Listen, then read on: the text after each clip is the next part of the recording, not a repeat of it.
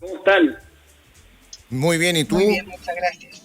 Yo personalmente estoy muy contento porque de todas las entrevistas que me han hecho en los últimos 2 meses, ya sea prensa escrita, radial, esta fue muy lejos la que más estaba esperando. Yo sigo la vena hace muchísimo tiempo, no me pierdo ni un capítulo de Show Me de Impacto con Tomás Sánchez, así que aquí soy un fan de Elena. Pero Oye, esto pero es... además nos costó poder coordinar esta entrevista. Oye, no, pero esto aparte de tirarnos flores tiene que ver con temas en común. Háblanos un poquito de qué es lo que habías venido tú haciendo esta carrera de la Comisión Constitucional. Sí, a ver, por mi parte, yo viví un tiempo fuera de Chile, hice un máster en Derecho Corporativo en la Universidad de Nueva York y después trabajé un año abogado en Wall Street y volví de vuelta a Chile con una visión un poquito más holística de para dónde iba la tecnología y renuncié a mi trabajo y me aceptaron en Singularity University, en el campus de la NASA, en Silicon Valley. Y ahí me mostraron una visión de para dónde iba el futuro, con todo lo que era inteligencia artificial, tecnología de la información, todo lo que es impresoras 3D, biotecnología, nanotecnología, energía solar, cibercrimen. Y ahí volví de vuelta y dije, estamos en un problema porque no estamos conversando de los temas que son realmente de futuro, sino que creo que nos estamos quedando pegados en discusión de quién tiene la culpa, o si es un sistema o otro sistema, pero que son conversaciones un poquito más añejas que no tienen que ver con lo que está pasando hoy día. Entonces yo llevo ya 5 años alegando y reclamando y vino la oportunidad de la Convención Constituyente. Yo voté apruebo porque creo que hay cosas que funcionan bien, pero que se pueden mejorar muchas otras cosas y dije, mira, si sigo alegando no llego a ninguna parte, así que me voy a tirar de candidato para contribuir, para poder en el fondo tratar de elevar los niveles de conciencia, de las cosas que se conversan, y en ese sentido he tenido que aprenderme todas las cosas más técnicas. Yo también soy abogado, entonces todo lo que es el Tribunal Constitucional, el Banco Central, el régimen parlamentario, pero yo enfoqué mi candidatura en 2 temas que yo creo que son clave en el futuro. Uno, en la revolución digital, que estamos en la mitad de la revolución digital, que es una de las revoluciones más potentes en la historia de la humanidad, mucho más fuerte que el Renacimiento, mucho más fuerte que la revolución industrial. Eso es un eje. Y el segundo eje es la revolución energética, porque ya estamos pasando claramente de todo lo que son las energías fósiles, de todo lo que es el petróleo y el gas, a todo lo que son las energías renovables. Especialmente hay varias energías renovables en las cuales Chile tiene un lugar privilegiado en el planeta Tierra, pero hay 2 que son las que están explotando más fuerte, que son la eólica y la solar, y en ambas tenemos una ventaja competitiva impactante con respecto al resto del mundo. Oye, Andrés... Perdón. Sí, profesora, por favor. Sí. Que le iba a preguntar porque hay mucha como intencionalidad puesta en la nueva Constitución, estamos ya súper cerca de esta nueva elección, etcétera. Pero ¿qué cosas de eso que tú acabas de mencionar se pueden efectivamente poner en la Constitución y de qué manera uno le puede hacer énfasis a esto? O sea, ¿cómo debiéramos guiar esta conversación? A ver, la Constitución son un conjunto de principios, de valores, o sea, es un librito cortito, en donde después los principios que están ahí se tienen que aterrizar mediante la dictación de leyes, que son los parlamentarios los que hacen eso, pero ellos tienen que seguir un poco lo que dice la Constitución. Entonces, dentro de esto, no es tanto lo que se pueda poner adentro de la Constitución respecto a esos temas, pero sí, a ver, primero con el tema energético. Actualmente hoy día, la Constitución en el artículo 19, número 8, que consagra los derechos de las personas, habla del derecho a vivir en un medio ambiente libre de contaminación, y después dice que es deber del Estado velar porque esto se cumpla. Entonces, en el fondo, mecanismos de fiscalización, ir a perseguir a empresas que no estén haciendo eso, etcétera. Yo creo en el sentido que lo que tenemos que hacer en esta pasada es dar vuelta, en vez de que sea un mandato negativo, tiene que ser un mandato positivo. ¿En qué sentido? Tenemos derecho a vivir en un medio ambiente libre de contaminación, punto seguido, y debería decir, es deber del Estado propender a la rápida transición de energías fósiles a energías limpias. De esa manera, si es que algún gobierno populista quiere abrir una mina de carbón, estaría la Constitución que nos estaría protegiendo, porque estamos, como ciudadanos, estamos imponiendo un mandato a cualquier gobierno de turno que tiene que moverse en dirección a energías limpias. Eso respecto a la energética. Y respecto a la revolución digital, yo copiaría constituciones que van mucho más avanzados que nosotros. Por ejemplo, a mí me gusta mucho la constitución de Estonia, que es probablemente el país que tiene, o sea, es el país con mayor penetración digital de Europa, y dictaron la constitución en 1992, cuando se separaron de los rusos. Y en 1992 tienen 4 artículos que consagran los derechos digitales. Yo me movería en ese sentido. Oye, qué curioso lo de Estonia. ¿Y qué dicen esos artículos más menos, a grosso modo, esos artículos de la Constitución de Estonia?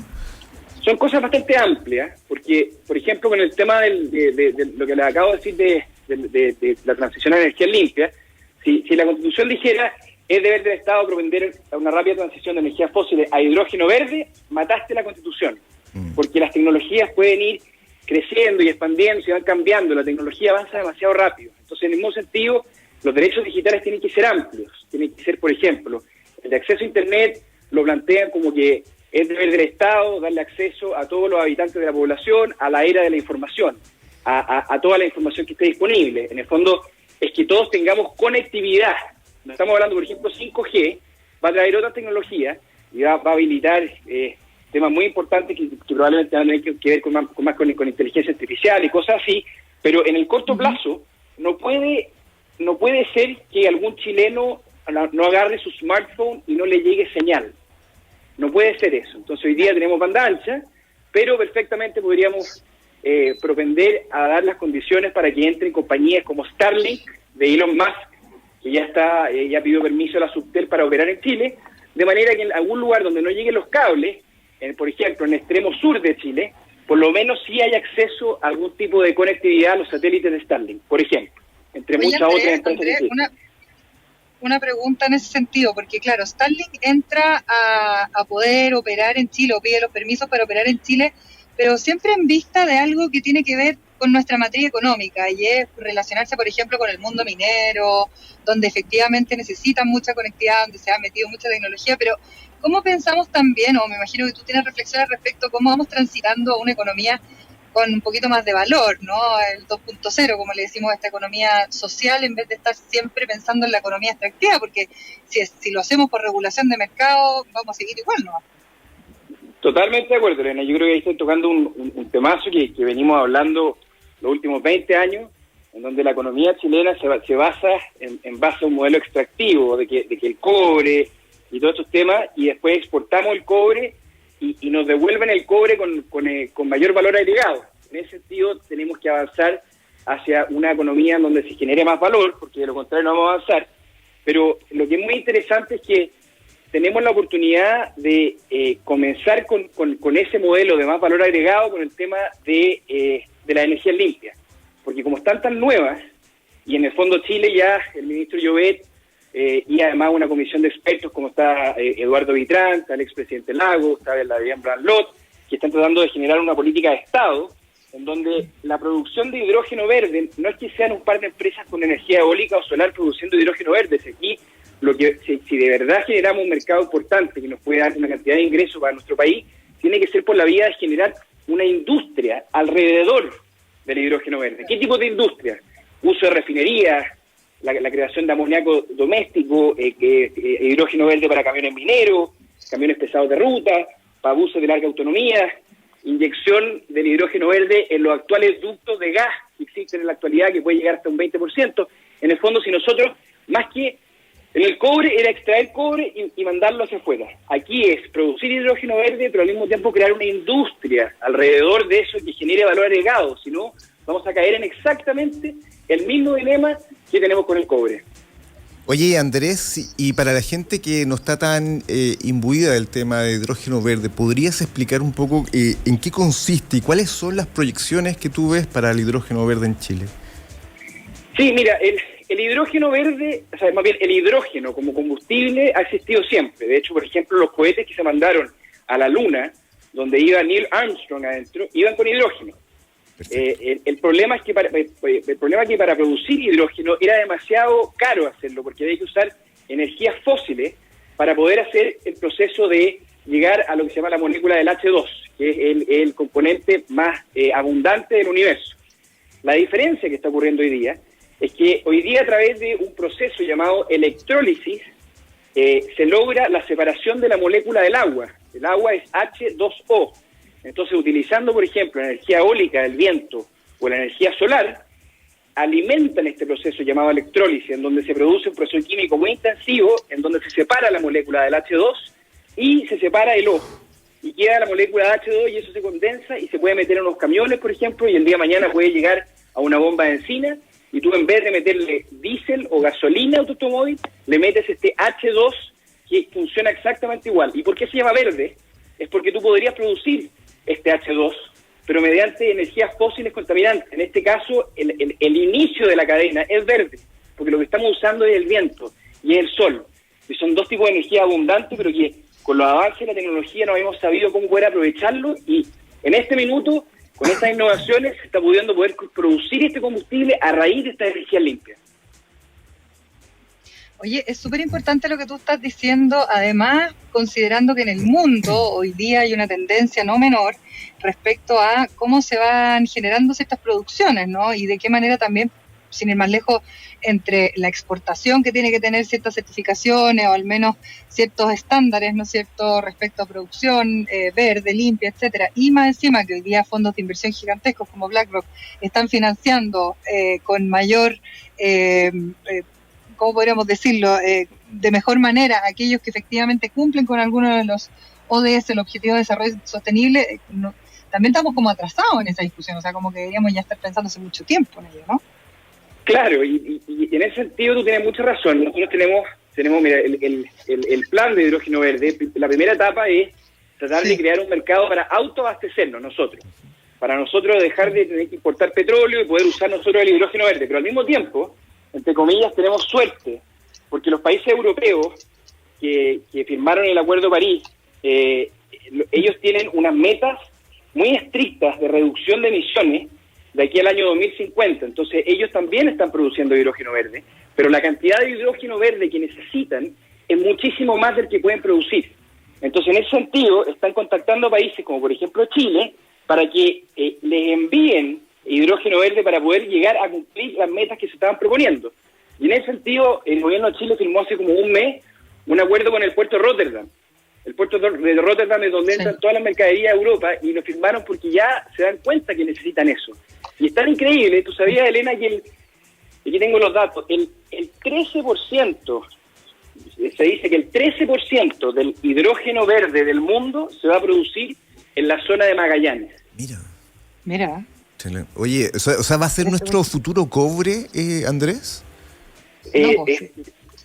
O sea, en términos de lo que nos puede generar como país. Claro. Mira, va a ser una industria gigante. Dicen que va a ser una industria de la mitad del tamaño del petróleo, a ese nivel de tamaño. El problema es que esto es un tema de mentalidad. Es como Henry Ford cuando decía, aquellos que dicen que pueden y aquellos que dicen que no pueden, generalmente los dos tienen la razón. Si es que nosotros no hacemos nada, no vamos a generar esta industria. Y si es que seguimos teniendo la mentalidad bajista, no vamos a hacer esto. Ahora, si de repente decimos, sí se puede, sí lo vamos a hacer. A mí me gusta poner el ejemplo de la selección chilena, de Arturo Vidal, de Alexis Sánchez, de Bravo, de Medel, que de repente eran chilenos, etcétera, o el Chino Río, y de repente se les metió en la cabeza decir, oye, sí podemos ganar el Mundial. Bueno, no ganaron el Mundial, pero después ganaron 2 Copa América al hilo, al subcampeón de ese mismo Mundial. Entonces, esto para mí es un tema de mentalidad, que lo habla mucho Peter Diamandis, que es el fundador de Singularity. Los americanos saben mucho de esto, que esto tiene mucho que ver con si nos creemos el cuento o no. Exacto. Si nos creemos el cuento, esto lo podemos hacer. Si no nos creemos el cuento, no lo vamos a hacer. Mentalidad ganadora, Andrés, totalmente. Andrés, oye, le fue muy bien a Vidal con Alexia todo esto el fin de semana. Oye, de todas maneras, una pregunta. ¿Tú crees que pensando en una nueva constitución que pudiera garantizar algunas de estas cosas, que no quedara solo al mercado, por ejemplo, el tema de la brecha digital, etcétera, que lo hemos conversado harto acá en el programa, Andrés, ¿tú crees que después qué viene? ¿Viene a educar a nuestros parlamentarios? Porque yo no veo que en el Parlamento hayan conversaciones de este tipo. Sí, mira, lamentablemente esto o sea, en la Constitución son principios generales, no se puede entrar a legislar todo a través de la Constitución, pero sí te genera un efecto psicológico de que si es que esta Constitución, que es dictada por ciudadanos, de repente tiene esta cláusula de la energía limpia y tiene 4 derechos digitales, donde una de las cosas que la ciudadanía dijo que era importante era reducir la brecha digital por la vía de darle conexión o asegurar las condiciones para que se genere conexión a toda la población, ahí los diputados, los senadores tienen que apurar. Ahora, si tú me preguntas a mí, Elena, yo creo que este problema es mucho más profundo, porque aquí tiene que ver con la educación. Aquí estamos hablando de qué tipo de educación es por un lado, para el otro, pero nadie está hablando del tipo de educación que estamos dando. Tenemos que cambiar la educación a orientar a nuestros jóvenes a una educación digital, a que tengan trabajos digitales. Se viene una tarea titánica de digitalización del Estado en los próximos 10, 12, 15 años. Y yo creo que una muy buena o sana política de Estado sería empezar a capacitar ya a los estudiantes, a los que tienen 16 años, 17, 18, 19, para que aprendan a programar, para que sean expertos en blockchain, para que sean los propios chilenos los que digitalicen el Estado. De lo contrario vamos a terminar haciendo lo mismo que hacemos siempre, contratando a los norteamericanos, contratando a los europeos, a los chinos, para que hagan una pega que la deberíamos estar haciendo nosotros. Si nosotros logramos reorientar la educación en ese sentido, en vez de seguir entrenando a nuestros jóvenes a que sean electricistas o para que tengan trabajos que ya no existen, porque esta revolución digital es tan potente y se está moviendo todo hacia otro sentido. Si nosotros tenemos esa visión de futuro y nos damos cuenta que tenemos que apuntar hacia allá, bueno, vamos a ser nosotros los que vamos a poder crear empleo para poder digitalizar el Estado, y esto se va a transformar en un círculo virtuoso. Ahora, eso no va en la Constitución, Elena, eso tiene que ser un despertar de conciencia de todo el mundo. Oye, muchísimas gracias. Andrés, por qué distrito vas? Para que la gente lo sepa. Yo voy por el distrito 11, que comprende Lo Barnechea, Las Condes, Peñalolén, La Reina y Vitacura. Perfecto. Mira, que me dejaste fuera del distrito, Andrés, pero igual hubiese, con todo lo que dijiste, estaba pensando votar por ti. Andrés, te mandamos un abrazo. Oye, muy interesante, y yo me quedo con ese eslogan, mentalidad ganadora y proyección futuro. O sea, meter el chip de Alexis Sánchez y Arturo Vidal también en esta proyección del hidrógeno verde y en la brecha digital, en todo, viejo, tiene que estar ahí. Así que si llegamos a hacer eso, no nos va a parar nadie. Cambiar el chip, no nos va a parar nadie. Tiene el poder, tiene la fuerza. Andrés, que muchísimas gracias. Vamos Chile, que se puede. Cantemos el himno, carajo. Vamos Chile, carajo. Ya, besos. Chile. Chao. Ya.